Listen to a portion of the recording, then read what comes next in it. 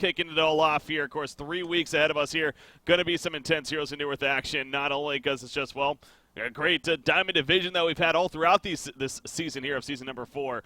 But, again, there's some big things on the line. Most noticeably, as we've been stressing and as we'll talk about constantly through these groups, especially, I'm sure, and all throughout, is the first place seed up for grabs here between Complexity and Sync Esports. Those two teams vying for that first seed overall, as the first seed gets the automatic invite to the World Finals in Thailand in the month of June. You do not have to worry about qualifying through the playoffs. Talk about something you really, really want. Those two teams definitely wanting that, and simply put, they need to finish better than the other as far as the ultimate results go here in Cycle number 8. So that's what's on the line as far as the biggest deal amongst the prize pool and everything else here. With that said, we're kicking it off with a fantastic match, one of the better ones we no doubt can have. Complexity Gaming going up against Evil Corporation here in this 2-game series. So definitely looking forward to starting strong here and all throughout these next 3 weeks once again of what is Cycle number 8. So excited to be here. Hopefully you guys are. I know somebody else excited to be here is Regroste as my co-caster. How you doing, man? Doing really well. Excited for this game, and wanted to add on a little bit to what you just said. I mean, that team going into relegation, I mean, they're going to, or not relegation, but into the playoff tournament format. I mean, they're going to have to face the teams of ECX and Fresh, and I mean, those are two teams you don't really want to face. BMG, I mean. BMG as well, too. How dare you, the Season 3 champion. I always forget about BMG, but I mean, it's just you don't want to be that team that has to fight your way into there. You want to be that guaranteed team. So, it's going to be even more of an added motivation. Absolutely. No, I could not agree more. I mean, there is 100% no doubt. Like we've been saying this for so many times. We'll say it some more simply because it's such a good point, is that this is the most closest we've ever had in a season as far as the quality of teams and just competing with one another. You could easily argue that our top 5, top 6 teams even right now are just, it's interchangeable to an extent. I mean, sure, we have happens to be our top 2 right now according to the standings in Sync versus Complexity. But yeah, whichever of those two teams has to play in the playoffs, no doubt will have no guarantees that they are in a good spot to go to Thailand. It's going to be a tough battle. But anyways, that's for later. We got this matchup specifically to talk about. It's obviously starting strong here again. Complexity ECX. The draft already well underway, so let's start getting into this one. Of course, this is a 2-game series, as all the group stage matches are. We got Lorisal Force, Parasite, Wild Soul, and Ophelia taking care of the bans. Warbeast into Magnus, Andromeda into Moira, and Moraxis into Clanks. Interesting stuff going on here, including Moira's support kind of making a comeback. I guess Insania is like coming back, played it a couple times, and people are like, oh yeah, that's right. Moira's still pretty good, I guess. So yeah, what do you think of the draft so far? Yeah, I mean, I think pretty standard from both teams. I've noticed that Imba Boy's kind of been bringing back the Clanks, which makes me think he's come up with a new item build that makes the hero back to how he feels, how he's comfortable on it. So good to see him back on Clanks, and I mean, that's his comfort hero. So, and then the Moira being that, they always need that defensive support with the Clanks, and Moira's a great defensive support for Clanks. Yeah, no doubt is. Obviously, that Moraxis interaction response from Complexity, a strong one at that. A suicide Moraxis, something we saw plenty when we happen to have more, a little more relevant in the competitive scene. But yeah, again, making somewhat of a comeback, so worth pointing out there. Now, it's also worth stressing, coL is playing once again for ECX right here, actually, in place. Who are they missing? Who are they missing here? Wow, not near. Blanking. I'm blanking. Who the hell are they missing? This is. It's gonna piss me off. It's Omi's their mid. No, who's their Teltuk? No, he's BMG. What am I saying? Take a fet. God. Oh God.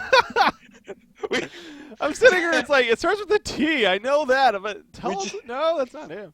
We just praised Takefet all day yesterday. I know. Forgot his name. And then it's like this argument made that he could be MVP. It's just like, oh wait, who's that guy again? Yeah, okay. Anyways, it's hard when you're looking at it. So over that awkward moment now. Tankafet is missing, so coL in place. Now, we did get the chance to see Nier actually played a little bit of jungle last weekend due to Tankafet missing. And he actually played very well at it, I gotta say. So I'm actually curious if he has, I know coL also has history in that jungle, so I wonder who's going to end up there if they even go that in the end. But worth pointing that out, of course. Yep. That's the case, so always missing him. And yeah, Tankafed on top of that too. We always stress he's kind of that in-game leader, so there has to be a little bit missing there. Safe to say, on the side of ECX, but we'll see how it impacts him. I'm curious about this Clanks though. I mean, Clanks is a hero we haven't seen in a while for ECX. Yet they picked it here. Yeah, it's that I was talking to Imba Boy about it into the fade pickup there, but yeah, I was talking to Imba Boy about it. We were talking about the nerfs and what he's been trying to do, and he said he's kind of found a way to make the hero strong. The problem with Clanks is right now he kind of needs 6 items to be that ultimate threat. Before then, he's a little weak because he's not farming as fast, but I'm sure he's found a way, and I think that's the way by picking a second core hero like that. So that might be their way around it, just not having him as the hard main carry like they used to. But I'm assuming it's going to be a Suicide Swiftblade. Yeah, staying away from the 4-1 strat of having that Clanks. Yeah, going with the Swiftblade. And it's kind of fun. It's almost like the draft here is a bit old school for like the earlier on in the season. Yeah. Here, I mean, Swiftblade is another hero that we just haven't seen in a while yet, coming out here as well. So ECX living a little old school apparently with their draft. The Moira on top of that, as we stressed. So might as well go back to your roots, right? I guess. I mean, yeah. I mean, you think back to DreamHack, of course, before the season started. Obviously, that was a very good success for them. But, I mean, they just won a cycle recently, and then they got second, of course, runner-up in the last cycle here. So it's not like things aren't working for them lately. But that's true. Valkyrie for Complexity. Speaking of a little old school, they have some history every now and then running that Valkyrie. Going to go with that. What Valkyrie is that going to be a suicide in the end? No, that's going to be a carry Valkyrie. I guess that makes more sense, yeah. I think they're going... They might fade Andro mid, put the Miraxus Suicide, and let Valkyrie solo, because Valkyrie's a pretty good solo, so... there's a lot they could do. They don't really give away what their exact lanes are going to be, so that's good for them. And they haven't even swapped yet, so... They're going to wait, and I mean, in all honesty, everyone can play every hero, so... It's just going to be a matter of what they really want to do, and it's kind of the same for every team, really. And, they all have their main roles, but they can all really play everything. Ooh. Wow, they're really good. That's a hero we don't see very often anymore either.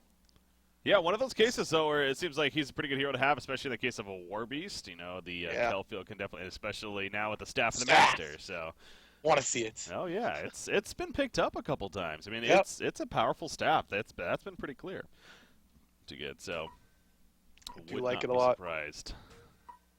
All right, so we got our 5-man lineup on either side. So what you got is going to be playing the Fade here. So, yeah, more of that jungle pull secondary support Fade coming out. Formless, did he stay? Yeah, he stayed on War Beast. What the heck? So Fuzzy's playing Valkyrie, and Oscar is on the Miraxus. What is going on here? So that's a second support Fade. Okay. Yeah. So they're... Okay. I'm trying to figure out what they're going to do. I'm wondering if they're... I'm wondering if this is going to be a tri-lane top, in all honesty. They put the Miraxus Fade Andro up there, let Valkyrie solo mid and Warbeast solo bottom. But then I just noticed Warbeast bought the jungle items. Well, I mean, I guess that doesn't really matter, but... Yeah, kind of the jungling items, but... I mean, you could argue he'd probably want a buckler if he figures he may be going up against, like, the bubbles here. But no, he'd probably go up against the Mat or the Swiftblade even, so... Yeah. Yeah, I'm a little confused what they're doing here. I mean, at least ECX is a little bit more... They're a little, obvious. They see Zane on the Swiftblade, see Matthias on the bubbles, so their lanes are a little bit more clear. So Nier is going to be second supporting as well, so I think it's going to be a Moira Swiftblade bot lane? Well, if you're ECX, obviously you're definitely kind of going through what we're going through right here. You notice that Formless is playing the War Beast, and so you're really trying to pick up on what's going on. So yeah, if they had an intention in mind initially, then perhaps that could be changing now, as far as what they want to lane here. So yeah, trying to figure out like what each team would do. Yeah, there's so much that each team can do. They're not really set. I think the only thing that's really set is the fact that Bubbles is going to go mid, and I mean that's really it. Like, where else is everyone else going to go? There's so many options. That's the mind games, man. Mind games going to definitely be a factor here. Again, it's not like it wouldn't be the most shocking thing in the world to see Formless go jungle. I mean, it's possible, but it would at the same time just also be like, why? Why wouldn't they just give that to what you got then? And yeah, so, well, we get a pause here to even ponder it a little bit more. And actually, though, this gives us some time real quickly to obviously kind of break down a little bit more about this cycle number 8. So, again, we're just getting kicked off here with Cycle 8. Obviously, we got 3 weeks ultimately ahead of us, as with every cycle. You take a look at the schedule here for today, and these are the matches that are ahead. Of course, we only cover one of the series. I believe, who is covering other series? Mr. Kronos. Mr. Kronos over there from I believe he is from Brazil. Anyways, he covers a lot of these off matches here, so he's going to be covering the other matches if you would like to check in on those. But we're doing Evil Corporation versus Complexity. We're following this with LGT Gaming versus Pingu Dancers. Should be a fun one there. We're excited to see LGT Gaming and how they continue to progress here. And then BMG versus Complexity to finish it off today. So obviously another strong day here of matches. But I know that you were bringing up, there we go. Tomorrow, though, is probably one of the biggest days here. And actually, it kicks off with that. Wow. Sync versus Complexity will be tomorrow to kick off. So we're going to cover the other match. We're not going to cast. No. We are going to cast that one, yeah. That match doesn't matter. Yeah, whatever. Not a big deal. Now, again, it's not like that match determines first place, but it's safe to say that's going to help, set like a tone, if anything, and kind of give you an edge and obviously give you an advantage in the group stages for eventually going into the bracket. So it's an important matchup, no doubt. Could also tell some signs. I mean, if Sync or Complexity, 2-0's the other, I mean, it could put some doubt in the mind of the other teams. There's a lot that could go on just in those 2 games. So. Oh, yeah. Definitely interesting. And Sync's definitely had the better as of late. I mean, yeah. They obviously have now won 2 cycles themselves and have had a bit more momentum lately than Complexity, no doubt. Complexity kind of fell off a little bit here after that Cycle 5 that they were able to take there. So here we are in Cycle 8. And waiting now a little bit longer. Obviously, I had to wait a little bit here for this game to even start, so a little unfortunate that got this pause coming out, but hopefully not too much longer. We'll be able to get things going. What was the other match that I mentioned? It was PMG versus LGT. Looks like Complexity's ready, but let's check into that real quickly. Monitor game. They just started.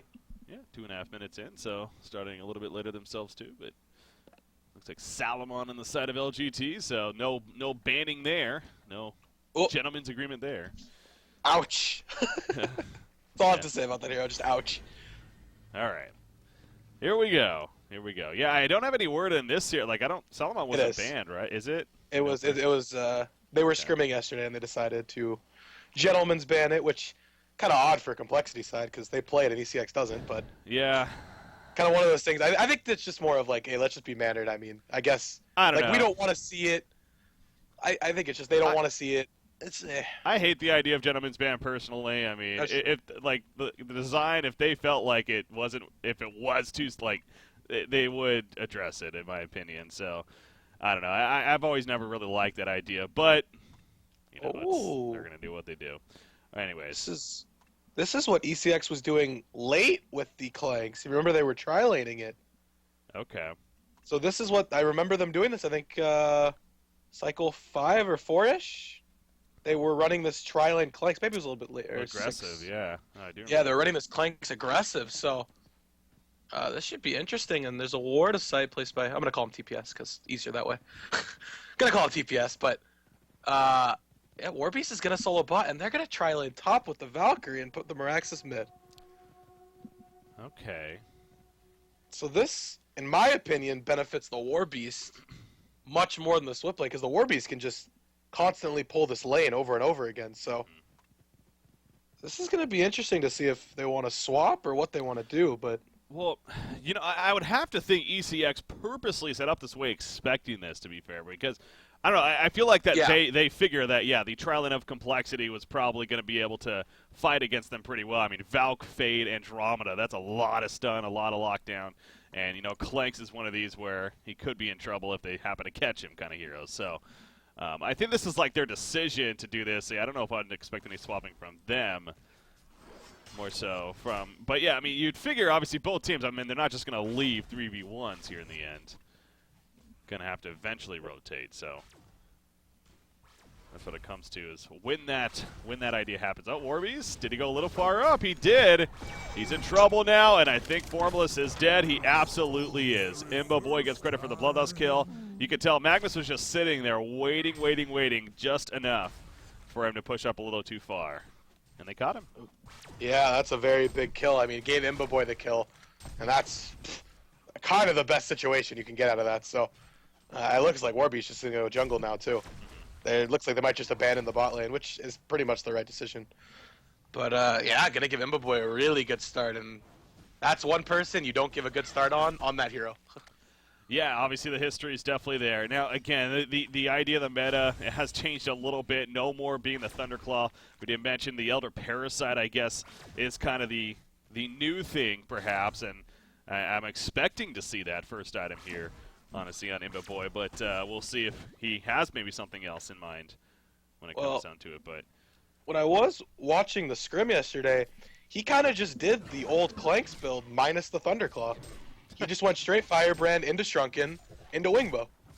So really? he just was. Okay. Yeah, he was just like, yeah, whatever. I don't need the. I mean, we could see him go the Elder, but I'm just saying, after watching yesterday, he did just go straight into Firebrand. So.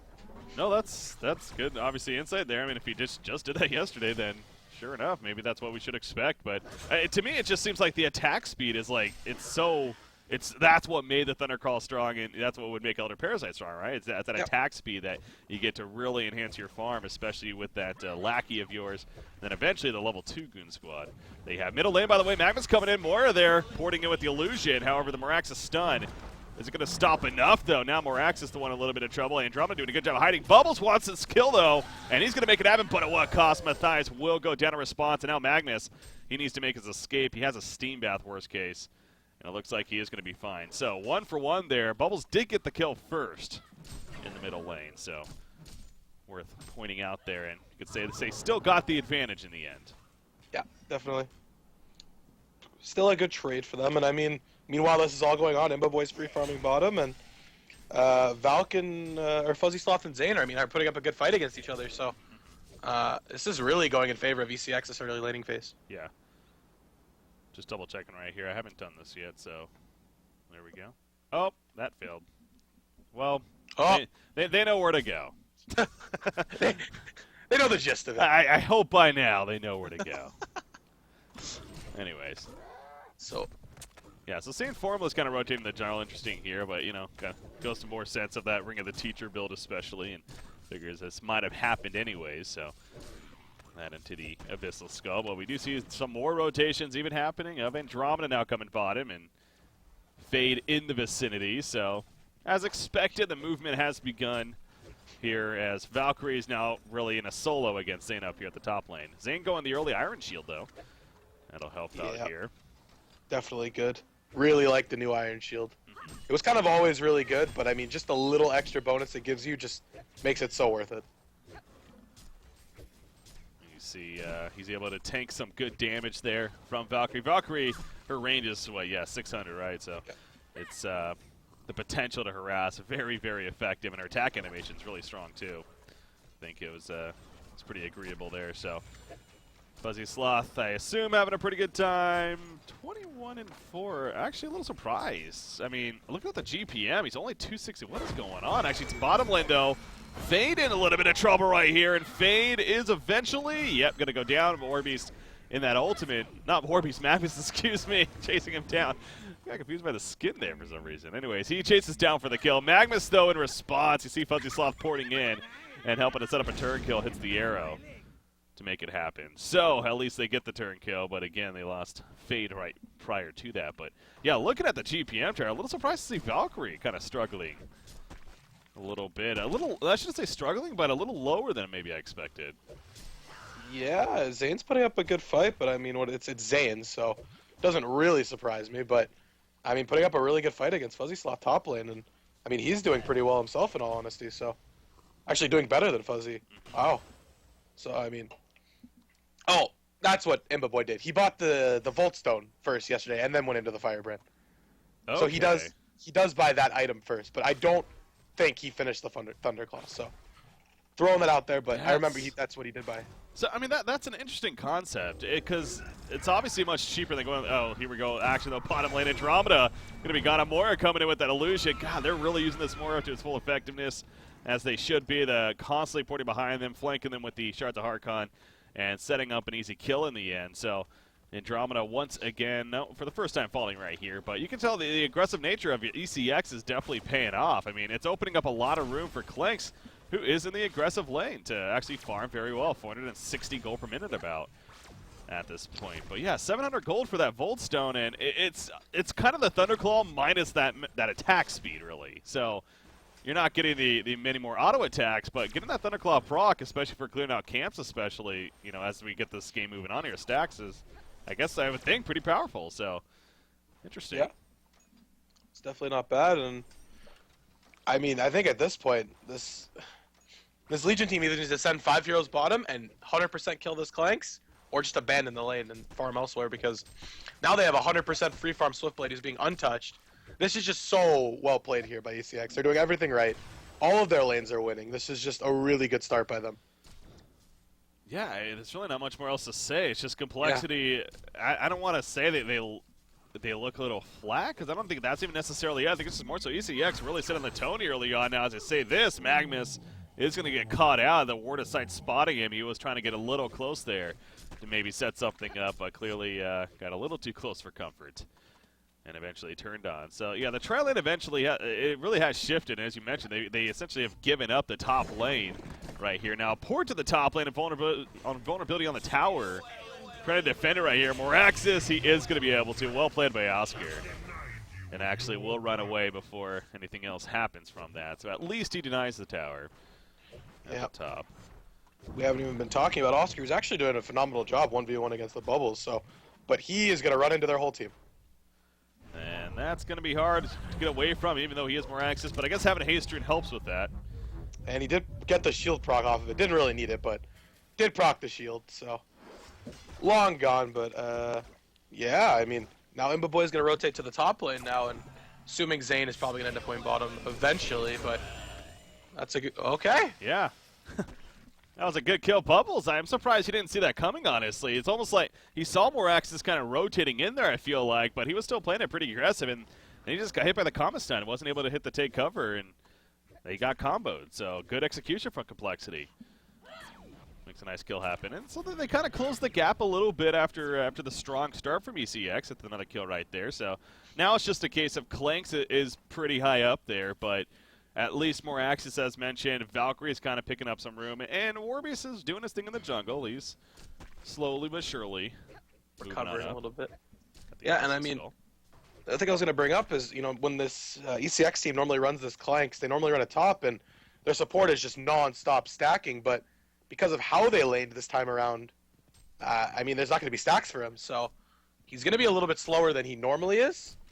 So that might hurt him a little bit when he's, you know, because he's rotating into the jungle at this point already. So we'll have to see if his farm, you know, starts dropping a little bit, or if he can keep it up there.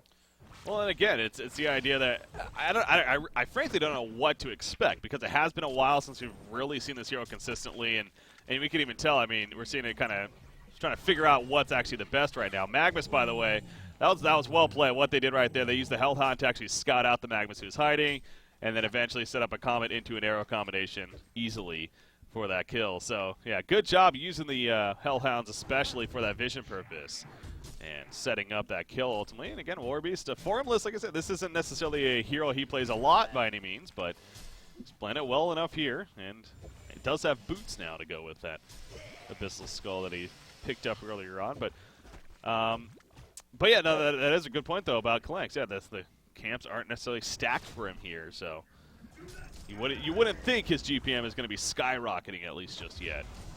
And it's not necessarily. In fact, it's even gone down a little bit since it was earlier when he was getting some kills.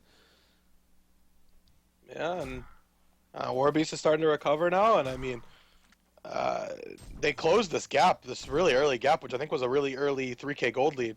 Oh, Zane's going to find Warbeast. Oh, well played by Zane there. Yeah. Just waited. And misplay there by Formless. He could have microed his wolves a little bit and probably live that, but not used to playing the War Beast as much as others are. Just as we're talking about, how maybe he is doing pretty well here despite not playing it often. Yeah, that comes into play. I perhaps, lied.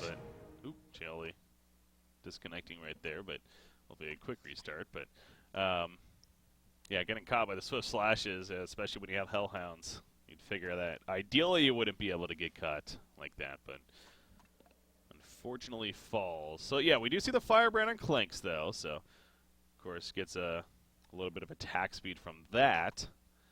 But yeah, until he gets level 11, I wouldn't think we're gonna really see him. Sky, I know. I mean, that nerf happened now a little bit ago, but no doubt it was a pretty decent nerf. I know there was talk that it was like maybe not the biggest deal in the world, but I mean, clearly the hero has kind of fallen off. And yes, the Thunderclaw change is probably even more to that, especially now.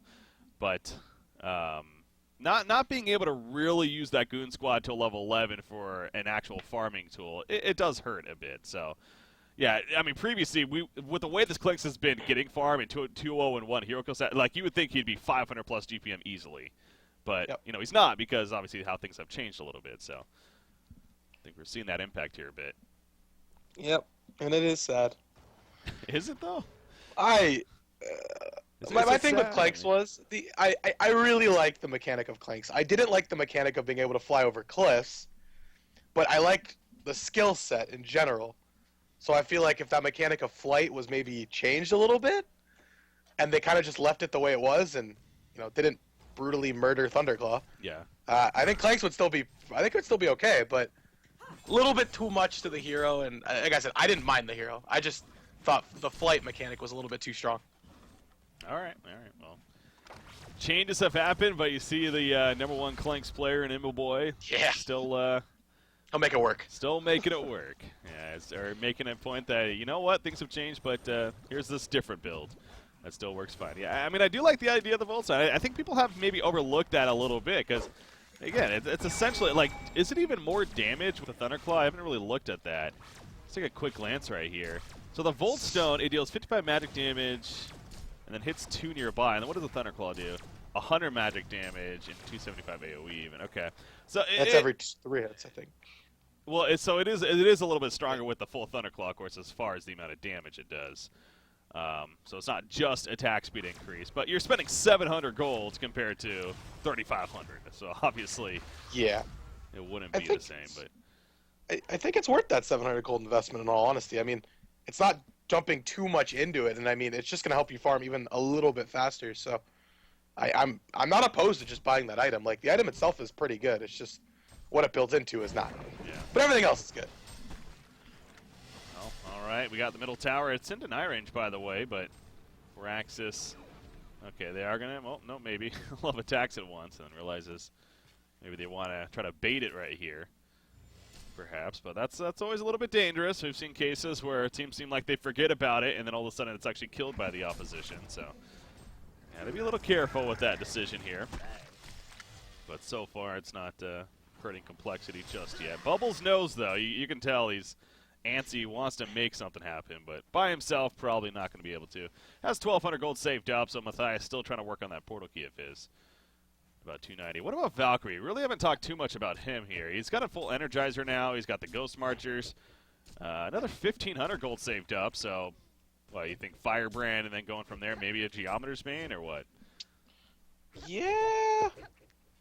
I'm wondering if that shield breaker is going to come into play here early rather than later. Kind of the earlier to get it is the better option. So I'm wondering if he's going to go like Firebrand into shield breaker maybe, and something like that. Or he could go Firebrand into the Geos into shield breaker. But I'd really like to see shield breaker on Valkyrie. I think it's kind of makes her a lot better. I really like the item. Shield breaker has definitely been a popular one with all these changes, obviously, and kind of been considered the go-to damage item in a lot of cases. So. Yeah, I wouldn't be surprised by that, but I'm going to get some information here in the near future. And nearly 2,000 gold now saved up. But, yeah, definitely going to need him to be a bit of a carry presence. Yes, they have a War Beast being played by Formless for that matter, but obviously it's safe to say it's after a little bit slower of a start. And usually with the War Beast, we do have that dual carry lineup as we have here. So, not surprising to see the synergy. It's, for that matter, ECX. Obviously the same idea with the Swift Blade as mentioned earlier. Middle lane, oh yeah, big fight kind of coming out right here. Bubbles, he take cover, self-turns with the Kel field, and trying to set up some term kills. They got the Revelation Ward. However, the swap from Andromeda saves Miraxis for the time being. She will go down, of course. Fade ends up getting taken out as well, but good play overall by ECX right there. Gotta say by Matthias especially, setting up the turn kills for their team. Nice tower push bottom though, at least. Yeah, at least they get something out of that lost fight mid, but good rotation there by ECX, and 2 tower denies for Oscar now. Oh yeah, did he end up denying that middle tower? Yeah. Yeah. That was getting a little scary. You see Bubbles and Swiftblade were there, and again they chose not to deny it earlier. So, oh no, Swiftblade going in. Warbeast, he's kind of thinking that he's fine, obviously, but is Swiftblade gonna really try for a play? No, he's thinking about it, kind of checking it out nearby. Bubbles, though, Bubbles is being scouted by the Hellhounds this whole time, so yeah. Well, it doesn't.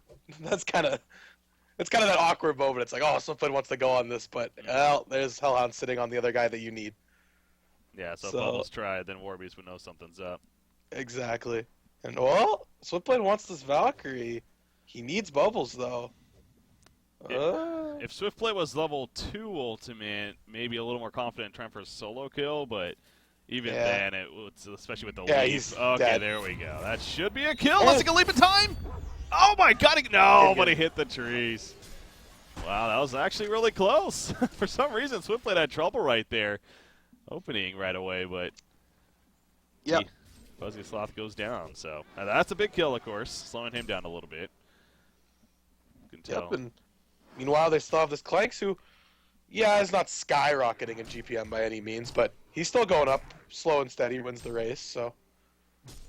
And, is going to build that Shrunken, so kind of, the exact same thing he did yesterday. Yeah, Voltstone, Firebrand, Shrunken. So all those Clanks players out there, now you know what to do. So, Imbo Boy showing you here. That's one person you trust. Yeah. Whatever he does on that hero, you just go, okay, I'll start doing it now. Just replicate him, and you'll win every game. You know, I think at one point, hold on, let me look at Elder Parasite. What was I going to say about the item? I think at one point, it did give HP, right? It gave flat HP. Oh yeah, the previous. Yeah, when it needed the Beast Heart. Yeah. I think if it was that still the same build for it, and they kept it that way, then I think it might be better on Clanks. Mm-hmm. But because, I mean, if he goes it, he's going to be 900 HP. Well, he'll be 1,000 on strength, but taking, 20% more damage? It's a lot if he gets caught at 15%. So, I mean, if he gets caught in the wrong spot, he's going to die anyways, but still. Yeah. That was going to kind of be my response to that. It's like, that's kind of the idea of Clanks, though, I feel like. That he uses that Hawk to really sit on the cliffs, the uphill, and just sit in the background and have his team kind of distract you, initiate, while then he all of a sudden gets some right clicks off. And so I still think there's an argument that the Elder Parasite could potentially be a good item on him. Because for that reason, you wouldn't be really concerned about taking amp damage. But at the same time, yes, not having the health on it does hurt the idea of going. And I think, but that change definitely made, I think, with the biggest intention of now you're allowed to use it with Shrunken Head, of course. Yeah, that's so. Made it good on a lot of heroes, which is kind of nice to see. I like when I like this item patch a lot because it reworks so many items to make them useful on more than just a couple heroes. See Magnus pushing out the top lane.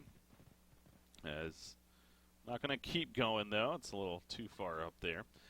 Soul's Bulwark on Warbeast here. So he's definitely stepped up a bit. He's found a kind of a groove in his farm. 340 gold per minute about for Formless, so going a pretty routine build himself. No shield breaker idea just yet. We did see the Firebrand finish in full and Fuzzy Sloth. So still curious to see what now he goes for next. Portakey Miraxis. Middle lane, they're trying to set something up. Yeah. Trying to make use of that portal key. Another haste on Miraxis as well, so could look to set up something with the Valk arrow as well, because Miraxis stun is 2.5 seconds. Yeah, you can line up a pretty good arrow. At least 4-second arrow with it, so pretty good synergy together. You see Formless constantly using these Hellhounds. He is doing a really good job of this, and he's trying to get some information to see if they can maybe jump somebody. Bottom lane. Now Bubbles is here with the failed rot, though, so Possibly There it can is. turn, but no, he's not even going to try. Realize it's just too much on a Swift Blade. And he gets the hell on out of there, so. Good jump from Complexity, though. Yeah, very good. And kind of looking, I mean, you know, you're saying Formla's doing a good job with the Wolves, but I mean, he could be blocking these Clanks camps at this point and really hurting his farm. True. And if he's putting Hellhounds in both hard camps, that's going to really start hurting Clanks. So, yeah, it's good that he's scouting and stuff like that, but I mean, maybe at least use one Wolf to be able to start blocking hard camps to Clanks, because that'll really start hurting him.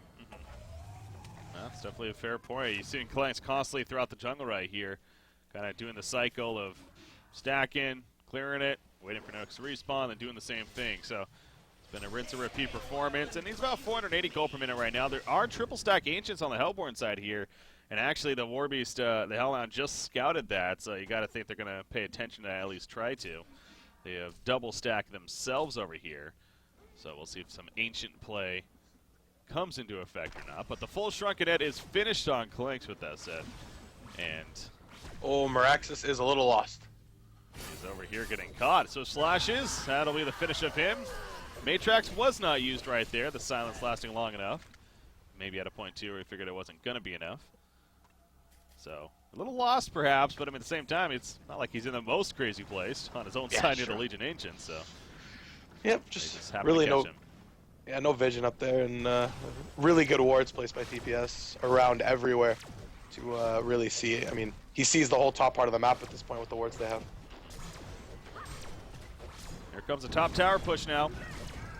See bottom though, Complexity trying to respond. Without Meraxis, they probably don't feel that comfortable to make the fight happen, which is understandable, so not going to risk it. Oh, they're going to try to steal the Ancients though, and they're going to at least get several, if not the whole thing. And it actually looks like they are going to get the whole thing, so good steal by them. And you see the Hellborn side of ECX, they're actually going to walk past the Legion Ancients. I figured that maybe they'd at least steal theirs then, but Yeah, I don't want those. yeah, Complexity getting definitely the better value there of that. Is this arrow going to hit? No. And now he's a little caught. Oh, backup's a little late, but Andromeda, and now here comes that backup. He is going to leave, take the stun, but they have enough follow-up to chase him down. Andromeda, meanwhile, caught by the Arcane Vortex, and Love 2 is going to fall. So they did steal the triple stack Ancients, but now with those deaths, it's a case of probably not worth it, and now Clanks double damage rune. Let's go to Congor, they say. Yeah, I mean, really overstayed. I mean, they had those Ancients down for a long time and just way overstayed. And good rotation by ECX to be over there in time. And now they're going to get a free Congor as well and give that token to Imbaboy. Yeah, that's pretty crucial. I mean, him having that token, and on top of that, it's going to easily be over 2,000 gold here now. So he's going to be well on his way to, I think you mentioned maybe the Wingbow.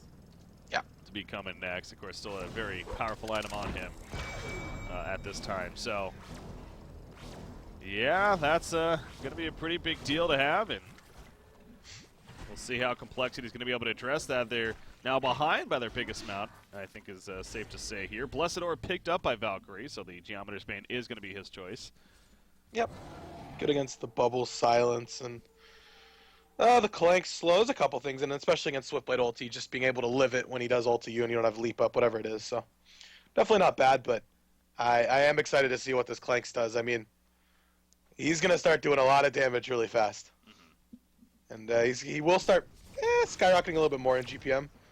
Once he gets the Wingbow, it'll be even more. So I'm surprised they're not looking to fight, though, at this point. There's two tier 2 towers up, so they shouldn't be too afraid. Warbeast doesn't have a Shrunken yet. I mean, not really any big items finished here by Complexity, so should see ECX maybe start to run a push soon in like a minute or two. Well, they are getting some decent items now that could perhaps make that point. Post-haste on Bubbles here, and Astrolabe actually just finished on Magnus, so kind of near living up to his support roots right there. Picking up the Astrolabe. A little bit later of an Astrolabe, so you question that a little bit. Cause you figure at this point, it could have just gone more the typical tablet route instead, but what's the Astrolabe? So, but you think that alone, and in fact, here we go. They are going to group up and make the point that, yes, they want to fight now, so. Maybe pushing that bottom. Easy tower kill there. Probably keep going. So Complexity definitely in a tight spot here. Warbeast would want to Shrunken before he wants to get him in a fight. The Geometer's Bane should be finished here shortly on Valkyrie. Middle tower, is Moore going to be able to deny it? No, that was so close. The illusion, that would have been really big, but comes up just short. It was a good effort. Yeah. I mean, ECX making an effective trade here, though. They're going to get 2 towers out of this, so. Tier 1 and a Tier 2, and almost a deny mid, but yeah, they're trading very well. I mean, sure, they're not forcing any fights, but I mean, they're getting the objectives and near solo kills. What you got mid? Yeah, solo kills. Not only that, but more access happened to be nearby as well and tried to stun in and help save Fade, but it wasn't going to happen, though. Nier just was able to channel the eruption, stun in, and do his thing, get the kill. So, you know, and this is even going to seem worse now, but I think it's really worth pointing out that the Fade impact this game has basically been 0 for Complexity. It's been... I honestly forgot Fade was even in this game, and then realized, oh, that's right. They have Fade here, so that's never good. Yeah, that's kind of the same thing as Valkyrie. They really haven't used this Valk ulti at all. I mean, using it more offensively to maybe try to get some picks, but I mean, they're really not using any of their heroes their full effectiveness, in all honesty. So, I mean, ECX is doing a great job. Look, they're just going to get another tower out of this. Going to push all the outer towers after this, and I mean, they're looking like they're in a pretty good spot, and Imbaboy's getting very close to that window. Yeah. 4,500 gold save job. So knowing that they're doing all this without that wing bow even finished yet, that's got to be a pretty big intimidation factor in favor of the Hellborn team. Magnus top lane, he is here, but again, no eruption, of course.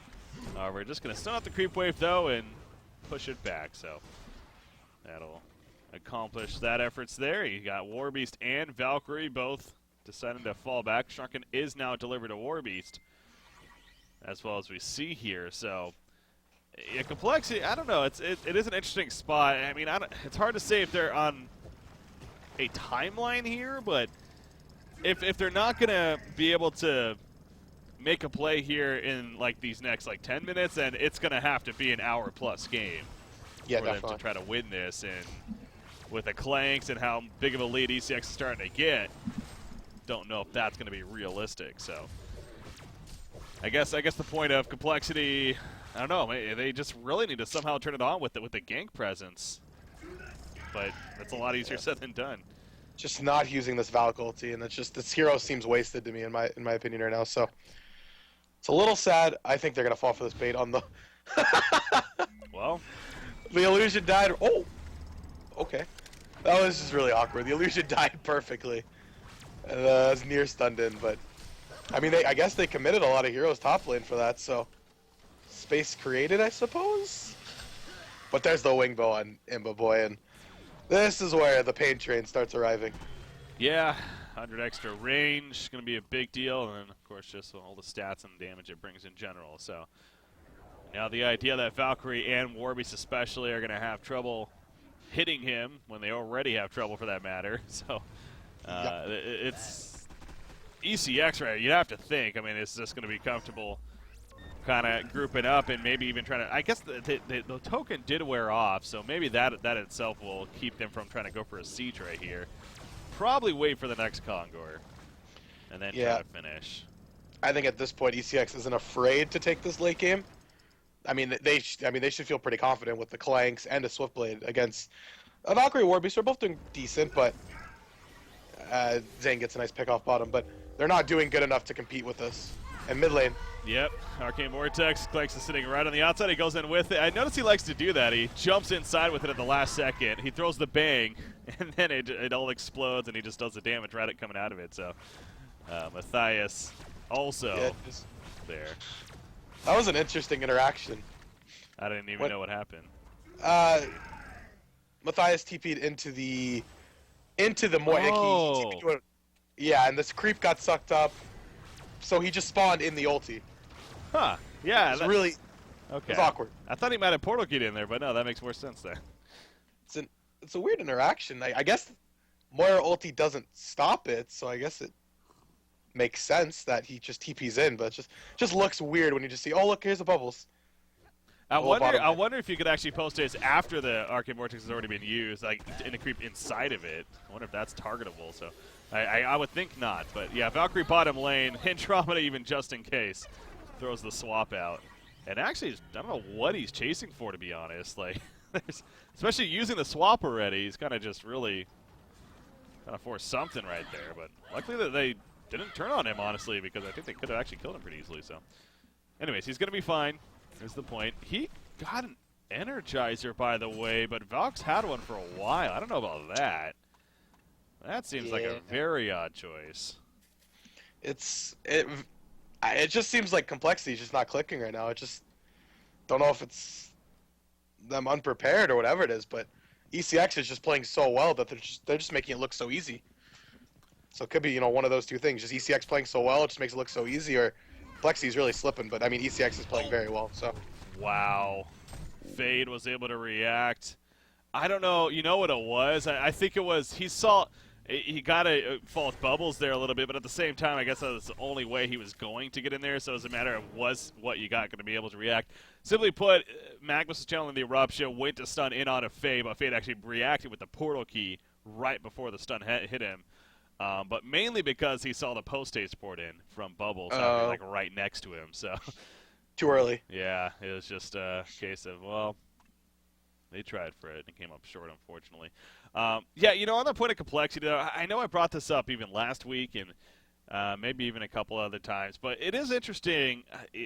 I would be really curious to see a stat of complexity of the first games of the day, especially, being earlier in the day for some of these players living in the Americas, and how their record is probably a little bit worse than just like the later matches. I really feel like that's the case, that they usually start a little sluggish on these days. So not to make excuses, but I think the stats would back that up. So it just seems a little odd that they don't get like the second time slot or even the third time slot for their games. And I mean, because I know Love is the same way as me. He's waking up at 8:30 in the morning, try to eat and get games in. So yeah, I mean, they have to, Love likes to actually TMM before he even plays a game, so he's waking up at 7:30. So they are waking up early for these games. I mean, really, Love's kind of the earliest, but yeah, it just seems weird that they don't get like the second time slot or the third time slot for all of their games.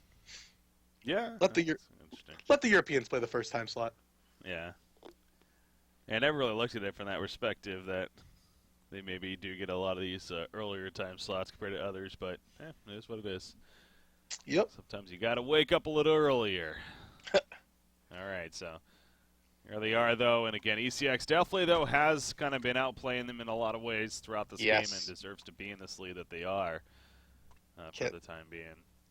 Can't take anything away from ECX. They've all played very well this game. And really, just from the start of the game, just really started off strong. And, I mean, Imboboy's 600 GPM, so he's not having that power spike that he used to have where, he got Thunderclaw, here comes 700 GPM. But he's been so stable at above 500 this entire game that it's still really strong. He's still farming really well. It's just not as fast as he used to farm. So he just looks like a normal carry now. He doesn't look like that overpowered farming machine.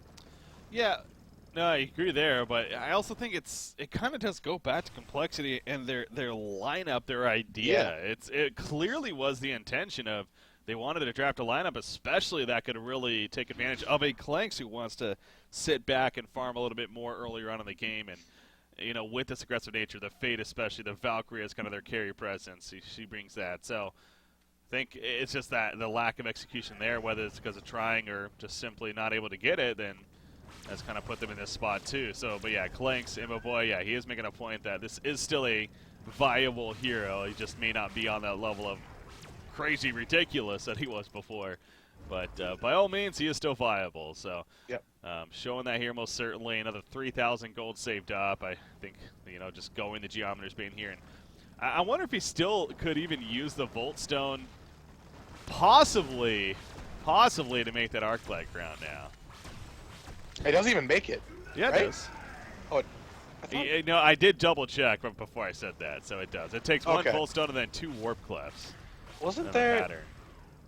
I thought one of them didn't build into it originally. No, well, I don't know, maybe the Thunderclaw doesn't build into the Warp Clef. That's what it was. Is. Okay. Yeah, but both of them take the Volt Stone though. Yeah. Okay. So that's kind of the component that does build into the other. So yeah, that makes sense. Okay, that's what it was. Okay, problem solved. We're good now. Oh, they must have the timing on Congor because they are waiting. At the the Ancients here, level 16 Swiftblade as well, by the way. He bought something, by the way, on Clanks. What was it? Geometers, probably? Oh, no, Assassin Shroud, actually. Oh, so... One of those. I mean, in my opinion, that's a brilliant item choice. There's so much he can do with that. It's going to really help his mobility. I mean, he's gonna be so hard to kill in these team fights with the Wingbow, with the Shroud. I don't see him dying, and I just see him killing the entire team by himself almost. I think that was a very good item choice. I mean, at this point, I don't know what Complexity can do. They kind of just... Now, I do believe they can take this late game. And the reason I say that is because Warbeast is so powerful as kind of that one-roll carry. You know, with a backup as a Valkyrie, I think they can contest the Clanks Swiftblade. But it's still going to be really hard. I mean, Clanks is in such a good position to just, well, I'm going to fly around all these hills. You can't touch me. You can't touch me. So it's definitely going to be interesting. I do believe they have a chance to take it late game, though. That's what I was kind of getting at earlier. I mean, this is kind of Complexity's way to try to win this game now is they just have to go complete turtle mode. You know, they just have to really make sure their base will, like, sure, they can maybe lose one set of racks, a couple, maybe, depending on the situation, but... Yeah, obviously if all three are gone, then GG, well played. But if they can somehow turtle this out to last until about the hour mark, then their team, I think, will start to become quite the threat. Now, I was curious what Warbeast was going to go for.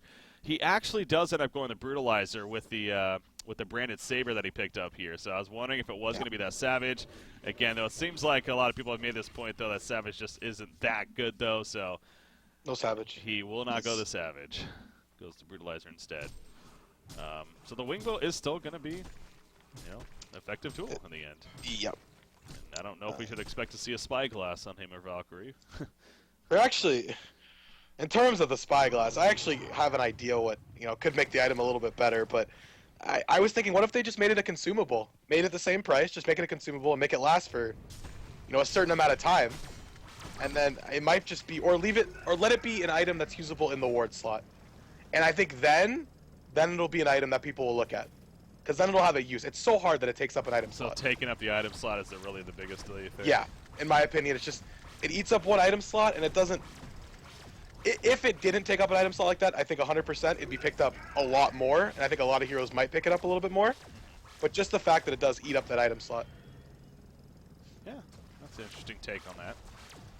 I mean, all I know is that they're going to need a way to somehow deal with this Wingbow Clanks, and not getting a Savage, not getting a Spyglass. You know, there's obviously no other way really other than just locking him down, getting Sheepsticks here, and hoping you can burst him down quickly enough, which is very hard to do when you got a Storm Spirit now on Bubbles. You got Moira herself with the Arcane Vortex. It's such a difficult task.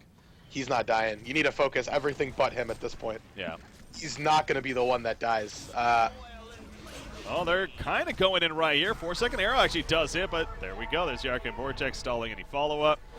And they'll be fine for now, but now that's used, and Clanks has to fall back using the Assassin Shroud. He is going to be dusted, but they fell back a little bit too much. So Complexity actually did a pretty good job there of kind of poking damage a little bit here and there, and then eventually they kind of went in and really baited out some abilities. So it's they are going to hold their base for the time being. Token probably still has plenty of time on it, though. Yeah, 220 remaining on it still, so. Tower's dead. Yeah, it's going to fall right here. So they once again keep going with this Miraxis jumping in and running away strat. But the tower is still going to fall, and now Genjiro's coming out. Clanks. Yeah. It's the turtle is not going to happen for much longer. I assume they're just going to brute force this down. Magma's ulti into Bubbles. I think they're just going to brute force everything down. I don't think they have anything to worry about at this point. Yeah. This is their prime spot. So again, this is the question: can Complexity, again, 1 racks? I still think that there's a very good point that they're in this game. 2 racks, then it's probably over. So if they can at least keep 2 racks alive, 2 sets of racks that is, for these next 20 minutes or so here, then maybe. But it's going to be quite the challenge, and well, they're up for the challenge, but whether or not they can accomplish that, it's a different story. Warbeast isn't even here right now. He's up at the top side. He's going to try to make a play, but he realizes he has to port back, and he is going to make his way back. That's a swap on it. Clanks right there, starting to follow, but not the best after that. Andromeda's going to end up dying. There goes Clanks keeping on running, And Meraxis now caught out, trying to chase him down. Going to pop the Matriarchs very defensively. Swiftlight goes down to the background, meanwhile. For some reason, he was way up there, and Moira got caught a little too close up in the end. Here comes Magnus, the eruption in. Not the most damage, though, honestly. Clanks in the background, caught by Meraxis after his buyback, and now but a big kill from Bubbles, and Clanks is going to be able to sit on the outside of it. Down goes Andromeda. The right clicks are real. However, the stun from Fade and the arrow hits, and he goes down, actually. So they get the token used. Oh. I mean, Complexity kind of held right there in the end. That was the best of a bad situation, in my opinion. Yeah. I think that was the best possible way they could hold that, and then, I mean, they did hold it. And they didn't lose Valkyrie or the War Beast, so, and as I say that Valkyrie shouldn't go Savage, is gonna go Savage. I mean, when there's a core hero on the other side that has that evasion, has that wing bow, like, I kind of think you have to. Like, I understand people consider the item not great anymore. I do think a little bit of that is overrated. It still provides 80 damage. It still provides that proc chance. Like, you're still getting a lot out of it. I'm fine with it. Because, again, I think the evasion, especially as a player, I'm sure they're feeling it. Like, the constant misses. Yeah. So. Well, okay, so if he goes to Savage Ranch, which I'm assuming is going, because I don't think he's going to go Doombringer, that means they have to 100-0 this Clanks every time. That means they have to go all in on Clanks. And sure, if they kill Clanks, they'll most likely win the team fight. But if they don't kill him, they're probably just going to lose the team fight. So, this isn't all in. I don't want to say it like that. But I mean, they need to 100-0 him every time, during every team fight. Yeah. You know, I'm kind of thinking about it more, too. And you know what? Another item that is decent against the Clanks, you could argue, is a Nullfire Blade. Yeah. To purge that Hawk ability. And Valkyrie is kind of one of those heroes that, as he's on the boat over here, that's funny. Gonna port back to base. But is one of those heroes that just, it kind of could make sense on in general. So, with the agility from it. Clearly he's not going that here, but I think there could be argument made that you could instead maybe go that item, an item that actually brings a little more versatility to you, and it still provides okay damage for you. And then, you know, not as much gold on top of that than a Savage Mace would be. So I think that could be a direction you could argue he would be better off going, but and then like a shield breaker on top of that or something. But yeah, I would still like to see the Nullfire on somebody eventually. Andromeda dumped 1,500 gold into an Energizer they already had. Yeah. I mean, that could be halfway to a Nullfire. So, if someone does need to get it, and hopefully someone does. You know, Fate is, I guess, possible, too. He actually did go the level 3 Lex Tally. I saw that coming out earlier. Trying to help with the burst. Going to help with the concept of 100-0. And, yeah. I mean, Warbeast almost has his demonic. I could definitely see this game going another 30 minutes at this point. That's what I'm saying. Like, complex, there is hope, most certainly. The fact that they still have all their racks now 39 minutes into this game, I'm actually a little surprised by. So. Yeah. And, I mean, what's going to be helpful for this base defense is, you know, what they were doing. Meraxis jumps in, stuns, and if Valkyrie can land the arrow on top of it, it'll really set up a lot. So, if they keep playing it how they're playing it, which I think they're playing it very well to base defend, I think they might be okay. But like I said, I think if ECX just brute forces, gets a ward inside of their base, just Magnus ulti all in, I think they'll just win a team fight. But yeah.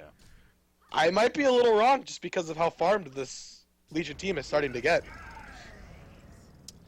Yeah, again, credit to complexity, but maybe it is time to start looking at ECX a little bit and thinking that they have been spending a lot of time kind of sitting back and farming I don't know if that's really the case, though. The more I'm thinking about it, like, it feels like that they have been executing just overall pretty well, and they've kind of been transitioning throughout this game pretty well, so I don't even think that's the case. I mean, just the hold right there for complexity was just pretty impressive in the end. So, oh, they're going to catch Fade, by the way. They saw him somehow. Is he on the hill? I think he was, like, on the cliff right there or something, somehow. I know they saw him earlier, so they kind of knew he was in the area, and they just happened to actually spot him there. That looked very funny. Yeah. But yeah, good pick. I mean, down for 30 seconds, they should really try to do something, and see that right now. Both Invis heroes. Bubbles being Invis and Clanks in the jungle. Just trying to find anyone, but they're not going to find anyone. And There's the full demonic finished on Warbeast, and the Savage is getting close on Valkyrie. Yeah, that's again gonna be a decent pickup in the end. It's at least a way to deal with that evasion as we're talking about. So, despite the item being changed / nerfed, still has that aspect to it. Yeah, good point being brought up. Should get Spyglass. It actually has a 100% win percentage. Ready to play. Congor's got to be up soon. Yeah, I mean, ECX is very good at the timings. I'm sure they know exactly when it's going to be up, and I mean, you'll normally see them start grouping around, so I'd say very shortly it's up, because Nier's still top, but I think when we start seeing Nier rotate down there, Kong is going to spawn. But I would almost like to see Complexity contend this. Contest this? Not contend. Contest. Yeah, well, same thing, I think, really, but the Savage Mace, yeah, getting that, and then if Valkyrie's able to get that before this fight breaks out, then yeah, I think that's very... But it's also a case of, like, they were able to hold last time for the most, and actually they're going to go to pick off Magnus right here. Fade can't really do it by himself, though, so... Yeah, probably not. Valkyrie Prism, in fact, can be used right here. I mean, I think that's the third Valkyrie Prism they've used this game. In all honesty, they really have not used it to its full potential.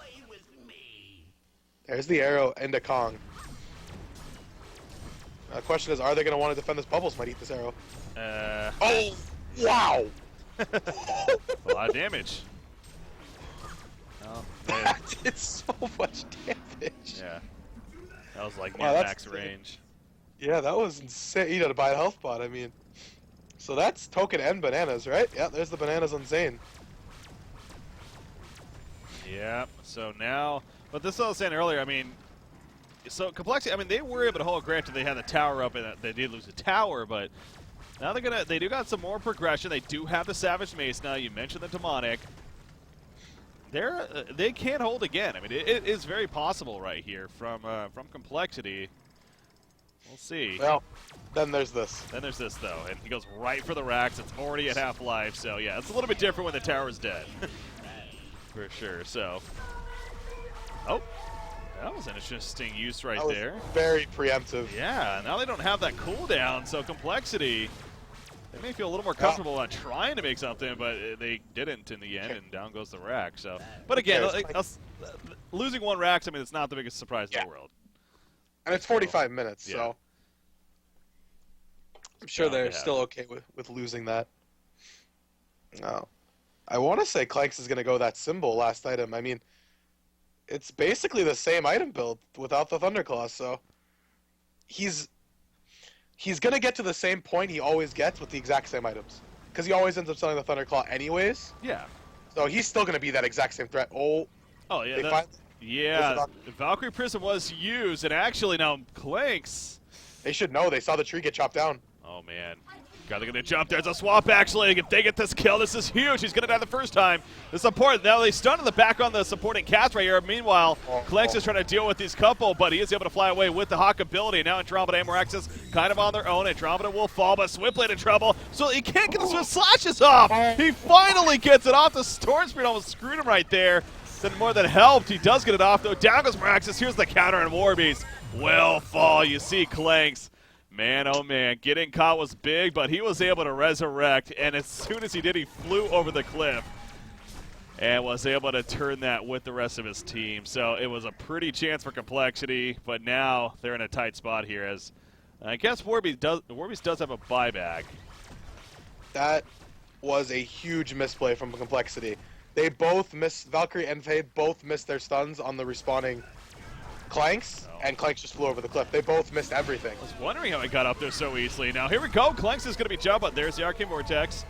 Follow-up, though, is coming. Valkyrie and Warbeast. They get to Clanks, and Clanks is going to be locked down and eventually killed. So Complexity, things are actually working. All of a sudden, hat-trick from Fuzzy Sloth. Almost it feels like out of nowhere. And now Magnus, he's going to die too. It's a quad kill for Fuzzy Sloth. What is going on? Complexity just completely turns the fight there on ECX, and wow, I mean, it looked like they were going to have trouble holding, and then all of a sudden they quad kill Valk. 4 buybacks, but quad kill. Yeah. That's the big thing there. So they all use a buyback, but I mean, it was a very effective buyback, and I mean, well played by them. And I guess they hold, they still have the towers. Towers still decent enough HP, I guess. So they're going to get, hopefully, I mean, they need to get 2 towers out of this. They need to get both outer towers. The bottom one is already low, so maybe one of them just runs down there and gets it, but they really need this gold. I wonder what Valk's going to go for, too, because he's in an interesting spot. You know, something like a Wingbow himself could be pretty powerful. Now, I don't know if he's necessarily needing, like, a crazy amount of it. I mean, I guess simply for the 100 range, you could argue it's just worth to get it. So, yeah, if I had to guess, I think maybe the Wingbow, but then there's the Genjiro. You know, he still needs an attack modifier, so it could really be anything, right? But if I had to guess, I honestly would think the Wingbow. Yeah, I'd like to see the Wingbow. I'd still like to see either the Shieldbreaker or the Nullfire on somebody. True. But I don't think it's going to end up happening. I mean, sure, Clanks says, yeah, I mean, the Shieldbreaker isn't worth it now, but the Nullfire would still definitely be worth it, so would still like to see that somewhere. Yeah, I definitely make that argument too, but at this point, yeah, getting that on Valkyrie seems like it would be a little loss in value.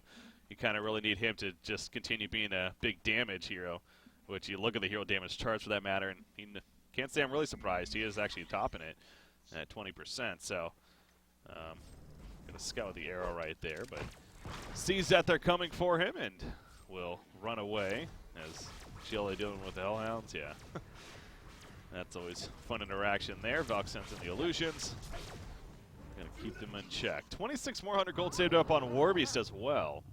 So he's another case of what is he getting next kind of deal. Probably not going to be a Bloodborne Maul. Please no. We know that. You know what I still would like? You know, I know I've talked about this a couple times, the Spiked Bola. But, you know, learning that it is a magic effect and Shrunken pretty much takes care of it. It's kind of loses its purpose and definitely not worth the gold there. But I mean, if it was not magic, and I mean against this Clanks that's going to go Symbol, I believe it completely interacts Symbol because Symbol lasts for 3.5 and that lasts for 3.5 as well, right? No, you're right. Yeah, if you see him use Symbol, you can use that, yeah. Yeah, I mean, if, you know, Geo's and Shrunken Head was down, sure, it'd be great, but that's never going to happen. So if it was, you know, not a magical ability, like you said, it might be a lot stronger, and but actually single-handedly counter Symbol of Rage. Why pick Soft Forest anymore? Just get that. Yeah, there you go. Yeah, I'm thinking about that, and it's something that, why isn't it physical, man? Because it just, like, the disarm idea just seems like it should be a physical idea to me. And I am trying to think if that would be too broken, but I don't know. I don't think it would be, but that's debate for another time, I guess. But anyways, the game, though, continues. But, you know, I really stand by my point earlier, and honestly, we're now 48, nearly 49 minutes in. Again, if this game hits 60 minutes and we're still in a pretty similar situation, I really think Complexity has a good chance of a victory here. I think they're in the better spot than at that point. So, still think you got to favor ECX here a little bit, but Complexity, for considering how it seemed like things were just kind of getting out of control and this was going to be a lost cause, it's all of a sudden not, as the game has gone on here. So, it's kind of interesting how the tides have turned. And, you know, with the little bit of a late start and the pauses we've had in this game, this is turning out, this one game could last the whole series time at this point. But wouldn't that be awkward? Yeah, already at rip all the other teams. 1:30 here, yeah.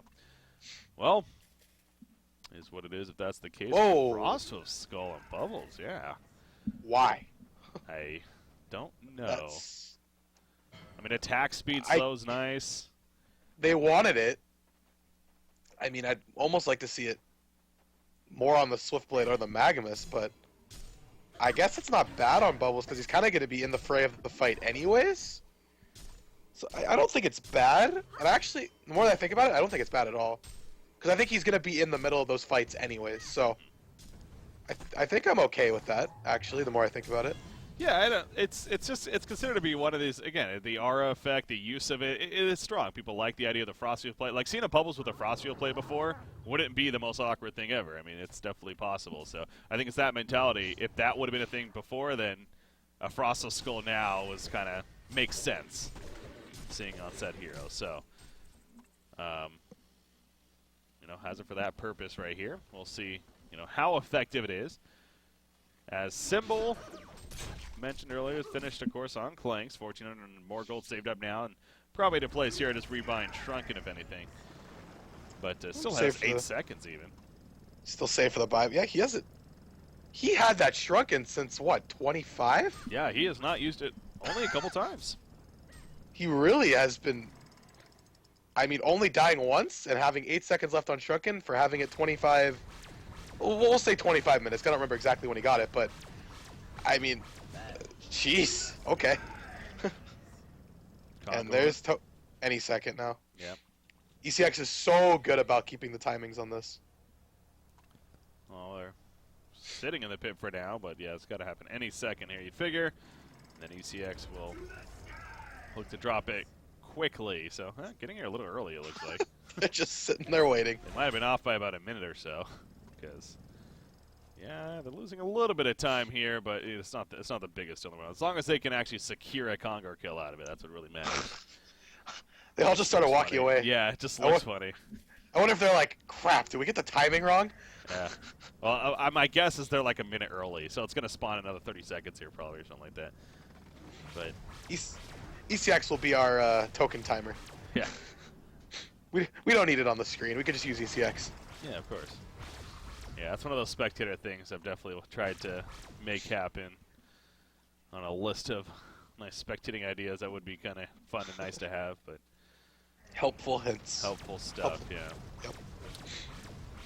Well, he's going to farm the area around it. There we go. Yeah, I think they're about a minute off right here. So, but they find it now. But now complexity is they don't have vision really. I mean, they do got a word sight kind of nearby, but not into the pit though.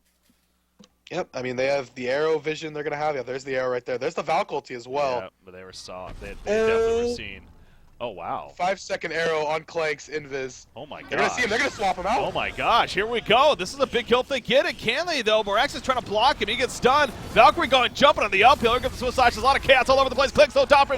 Clanks will fall right there. He does have a buyback, and he uses it immediately. Swimblade, though, he's going to end up going down. A double tap for Fuzzy Sloth. Can Clanks get here back in time? Magnus with the eruption. Not enough, though.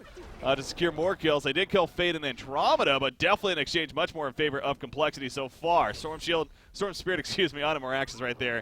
Shield coming a little bit late, but here comes Clanks now. Moraxis going back in, but no, he is going to end up falling. Magnus caught the others, and now Valkyrie in trouble. So complexity, oh, that was a poor decision to try to run back in right there. As Warbeast, he's going to be able to pour it out now. Can Valkyrie somehow escape? Fuzzy Sloth making the jukes. And he is going to get away in the end. Well played by Fuzzy right here to make the escape. But what a catch! I mean, you gotta fault Imboboy though. You should never get hit by a 5-second arrow like that. And they had vision of it as well. They have a ward there. They saw the arrow fly through. I mean, is Fuzzy just that good? MVP. He won MVP. No, that's a fault of Imboboy there. For sure. Full Savage Mace was just picked up on Warbeast. Oh, wow, okay. They 100% want to all in this Clanks, and I mean, they just did. Now, fault by Imboboy there. He used his Shrunken, and then didn't use his symbol. He used Geo's afterwards. I was wondering why he wasn't... Yeah. Yeah. He didn't use it at all. Wow. I mean, he does have a case where he has a lot of activatables, 4 of his items. You know, so maybe just simply either he had it in the wrong slot or he just simply overlooked it. You'd think an experienced player like that wouldn't be doing that, but it could happen. So, yeah, I mean, that makes sense because, yeah, I was wondering why he wasn't healing up. I was expecting it to come, but it just did not happen. Maybe the stun lockdown was too much. But the ultimate result is that they do still get to kill Congor, and they do still get the token on a Clanks in the end. So, I mean, the fight was good for complexity, and they stopped it initially, but honestly, it's still kind of in a similar spot as it was before. So not to be too overexcited for complexity about that fight. Having a Savage Mace on Warbeast now will be pretty big deal for sure, as far as holding this middle push here. I was actually just looking at this Clanks. I have never seen it have blue legs like that. The Clanks? Yeah. The blue legs? What do you mean? For me, the legs are blue. Yeah, what do you mean? Are they not blue? Yeah, they're normally red. The whole skin goes red. Oh. It starts off as like a light blue, and then it goes full red once he gets 6-slotted. Huh. I've never seen his legs go blue before. I don't know if it's like a Huh. shifting avatar. Huh. It's not Yeah, an this ultimate thing. avatar, is it? I don't think it is. Yeah, it is. Oh, it is. Oh. Yeah, Well, that but it's makes just more sense then. Okay. but it goes full red though. I've never seen. I'm so saying Oh. I've never seen it go blue. Does Token make it Well, go no, blue? only Imba Boy. You have to be him. Oh, does he have the special add-on? Player specific. Should be. Yeah. I mean, oh god, I don't know. Just want to point that out. But yeah, this next fight, double Savage. If Clanks gets caught, he's dead. Yeah, that's the thing. That's not, like, how can they stop Warbeast right now? It's more so they just prevent Clanks with the Storm Spirit, the Arcane Vortex. Like but Warbeast is, he's pressing R, pressing Shrunken, and going homing missile on that Clanks here. As The Valkyrie upcoming will fight. too. I mean, Yeah. they're all gonna. They know if they all in this Clanks, the fight becomes that much easier. So they're gonna really, really try to all in this Clanks. And Andrew's even at aggressive position right now, gets a ward up. So I'm wondering if he's gonna hide off to the trees over here and maybe try to set up a Valk arrow on top of the swap. So it could be an interesting play here. So this is definitely a strat pause, it's safe to say. I mean, making a point that it has to use a restroom now, but here we are at 1:35 Eastern. Oh boy. The series started at technically 12 o'clock, and Technically. we're in Game 1 still of this series. BMG versus LGT is in Game 2, not surprising, and they're 16 minutes in already. Let me check on the first game there real quick, so you can get that first game. BMG using a ringer, by the way. Iceland Go-Go playing Yeah. in place of... Who are they missing now? Teltuk, yeah. Teltuk. Yep. So they did win the first game. Yeah, BMG won the first game there. So, Conquered the Solomon. yes, they did. They made it work. But Game 2, it's looking like a pretty back-and-forth game here. Oh. Still early, though. Balthazar ran that Clanks game 1 as well. Oh, yeah. He actually went the Arclight Crown. Oh, did he? I didn't even see that. What are his items? Imba Boy would not be proud of him. Balthazar Arclight Crown, yeah. How about that? It's an interesting item on him, in all honesty. It's just... I mean, attack speed's fantastic for the hero, because the magic damage he pushes out is pretty intense. But yeah, I mean, didn't die that whole game. 6-0-4, so... Wow, the whole team just said ready at the same time. team effort. Oh, they're getting the synergy down. They woke up. Yeah, now they got their coffee, the energy drinks are kicking in, and hey, you can tell they're good to go. All right, let's see what happens here. I mean... No, P just goes straight back into his base. I was wrong. No fun interaction there. Now we see ECX also running away. They're actually What? decided to go elsewhere. Looks like push at the top. Now, worth pointing out, we didn't mention this yet, but the Tier 4 towers on the Legion side are actually very... In fact, one's dead and the other one's very low. So there is that as well. The Shrine is actually pretty vulnerable right here. Or the World Tree, for that matter. Other thing we need to point out is Clanks actually dropped his boots for the token. That is why he doesn't have red legs anymore. Ah. I was like looking through his items like, what did he drop for the token? So it is his boots. Sense, yeah. Tripping me out there. Interesting. That's curious to me because, we're... Think, Yeah, he's going to need to be able to get away. Now, yes, I the guess Conjuro with Firebrand, and the with the Hawk flight. ability, yeah. Yeah, I mean, he's 354 with flight on, and I want to say he's 409 with treads? With steam boots, I think, so... Only really missing out on 50 movement speed, and then with the Conjuro, he obviously goes up to 450s. But, like, what else was he going to drop? So, I mean, it kind of makes sense at the same time, yeah. Just moves so slow. Yeah, you see him kind of just chugging like, oh, I'll get there. It's just so really slow. Okay, you see the bottom of the creep wave, by the way. So, again, they have to worry about that. Complexity does. Because the World Tree, it's going to start dying here if they don't protect it. In fact, the tower's going to go down. So, the World Tree is now taking damage, and so Evil Corporation, they're playing this very smart right now. They're being very passive about this top push, not going full throttle, just kind of slowly working it in and allowing the bottom creep wave to do its job as well. Clearly throwing complexity off. Yep, this is taking that slow push, and I mean, they are slowly getting this tower as well, so... ECX doing exactly what they need to do, and this needs to be a decision time for complexity. They either need to all in and go, or they need to just sit here and just slowly push out these waves, but they're not going to win it doing that way. They're going to lose their racks before they even have a chance to defend. So they're actually going to lose a tower right here. There's the fort. There's the vulnerability, and all the bottom, the roll tree, they got to defend that again. You can't let your old tree die, else you lose the game. Some fantastic insight there, I know. So yeah, That's the competitive insight we needed. go as a team, yeah. And I mean, push it back. Guys, so you almost want to say, like, if you're Complexity, they probably should be having one hero kind of push out the lane, but no, they're going to go Clanks. Oh, missing the stomach. There's the follow-up on a Clanks right there. He's dropping quickly. Storm Spirit coming out, though. Remember, he does have the token here. The Arcane Vortex in the background catches a couple of heroes, but Clanks is going to survive with that token. Magma sitting in the background. Going to be able to destroy that combo style, but then once again on it, Clanks, he is going to drop this time. What will they do after he comes back up? They're going right for him. Can he somehow escape this? Meanwhile, the bottom push is happening, by the way. Clanks, he gets taken down from the Hawk right away. Clanks is in trouble. He has a similar range, though, and that's going to be enough for the time being. He's turning it, getting the life still kicking in, and Miraxis goes down. Hat trick coming out for Imba and that might as well be GG. Well played. The world tree is falling. Buybacks are happening, but it just is going to be too little too late, it looks like. Rift Shards bought by Valkyrie. He's all in right here, knowing he has to be. All these buybacks, none left on Miraxis and Fade for that matter. Look at Swiftblade, he's even going right for it. Fade's going to die. Valkyrie doing what she can by herself. But it is going to be official. Game 1 will go to Evil Corporation here over Complexity Gaming in this 2-game series. Wow, I mean, it took a while. Between all the pauses on the late start especially, and then about an... You know, I mentioned, if this game went an hour long, I think Complexity would actually have a pretty good shot at winning it. It went 58 minutes, so just shy. 2 more minutes and they had the game. Yeah, pretty much. What a game, though. That was something. Getting the hold from Complexity, it was impressive.